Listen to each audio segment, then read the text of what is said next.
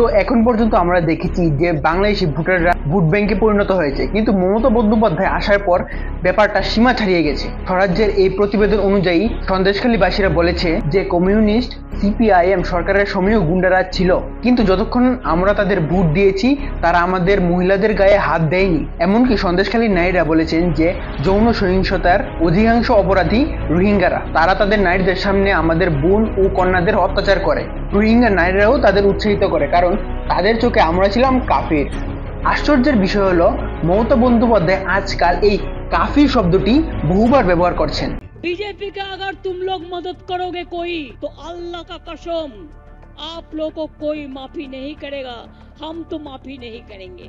जो काफिर है, जो कापुरुष है, वो डरते हैं, वो मरते हैं, जो लड़ते हैं, वो जिंदा रहते हैं, वो बचते हैं, वो काम करते हैं। বিজেপি ভোটার বা সমর্থকদের কাফির বলা মানে কিছু নির্দিষ্ট ধর্মীয় জাতি বা গোষ্ঠীকে কাফির বলা হচ্ছে, আর টিএমসির তরফে এই শব্দটির ব্যবহার বহুবার করা হয়েছে।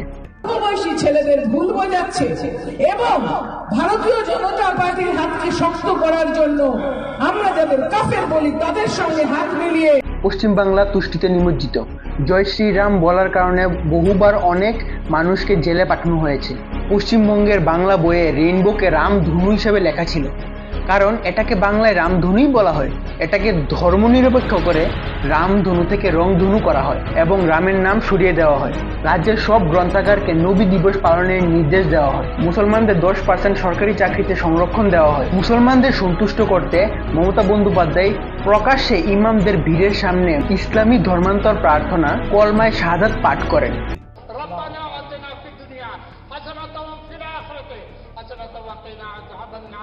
وادخلنا الجنة مع الأبرار يا عزيز يا غفار يا رب العالمين ألا إن أولياء الله لا خوف عليهم ولا هم يحزنون برحمتك يا أرحم الراحمين بحق لا إله إلا الله محمد رسول الله السلام عليكم।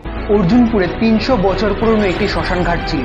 একটি হিন্দু পরিবার সেখানে দাহ করতে যাচ্ছিল, কিন্তু সেখানকার কিছু মুসলমানরা তাদের বাধা দেয় এবং বলে যে তারা গেলে তাদেরকে বোমা দিয়ে উড়িয়ে দেবে। পুলিশ হিন্দু পরিবারকে বলে যে এখান থেকে 15 কিলোমিটার দূরে একটা শ্মশান ঘাট আছে, সেখানে যেন চলে যায়। আরও এমন অনেক মামলা আছে পশ্চিমবঙ্গে। আর দাঙ্গার ক্ষেত্রে তো বাংলার স্থান অনেক উঁচু। ধুলাগড় দাঙ্গা, হাজিনগর দাঙ্গা, ইলুমবাজার দাঙ্গা, মালদা দাঙ্গা, এত দাঙ্গা শুধুমাত্র এক বছরে 2016-তে ছিল। একবার তো 2016 সালে 12টি আলাদা আলাদা জায়গায় একসঙ্গে দাঙ্গা চলছিল। আর এমন নয় যে 2016 সালের আগে বা 2016 সালের পরে এইসব থেমেছে। ভারতীয় মুসলমানদের সন্তুষ্ট করা এখনো কিছু লোকের কাছে বোধগম্য, কিন্তু বাংলাদেশি মুসলমান এবং রোহিঙ্গাদের খুশি করা, এটা কিভাবে বোঝা যায়? তৃণমূল কংগ্রেস 2019 সালের লোকসভা নির্বাচনে এক বাংলাদেশি চলচ্চিত্র অভিনেতাকে প্রচারের জন্য মনোনীত করেছিল। ভাবেন কেন? 24 নভেম্বর 2023 সালে টিএমসি নেতারা একটি বক্তৃতা দেন এবং বলেন যে জাকির হোসেনের নির্বাচনী এলাকায় বিপুল সংখ্যক বাংলাদেশি বাস করেন। 2024 সালের নির্বাচন আসছে এবং ভোটার তালিকা তৈরির প্রক্রিয়া চলছে।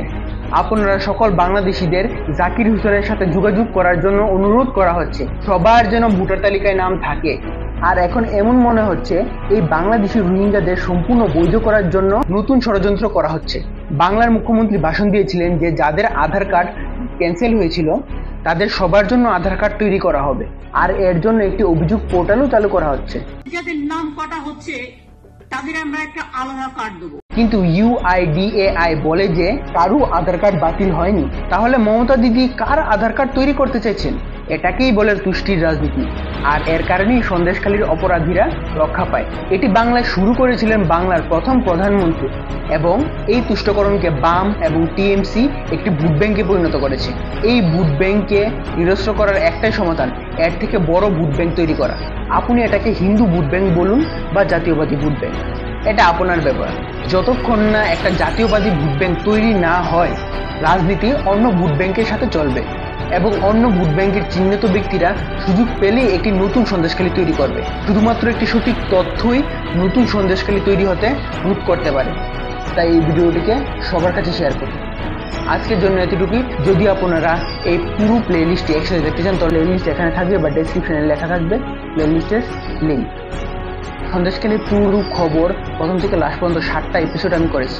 7টা এপিসোড আপনারা ভালো করে দেখলে বুঝতে পারবেন যে সন্দেশখালী কী কী হচ্ছে, কোথা থেকে সন্দেশখালী এই জিনিসটা শুরু হয়েছে এবং আজকে পর্যন্ত কতটুকু পর্যন্ত এসেছে এই জিনিসটা। আজকের জন্য এতটুকুই। যদি ভিডিওটা ভালো লাগে লাইক করবেন, শেয়ার করবেন, সাবস্ক্রাইব করবেন। ধন্যবাদ। Mayday, call karo weather a shifty. You think I'm fighting you like I'm in chemo overhype. Boy finding attention like is finding Nemo. मेरे पेट में जाना है तेरी जर्नी, परवाह भी करेगा तू कर मी। You're like jalapeno. कभी ना थकूं मैं कभी ना रुकूं मैं, तुझे करूं डिसमेंटल। मन करे तो करूं मैं तुझे मैन हैंडल, पहले करना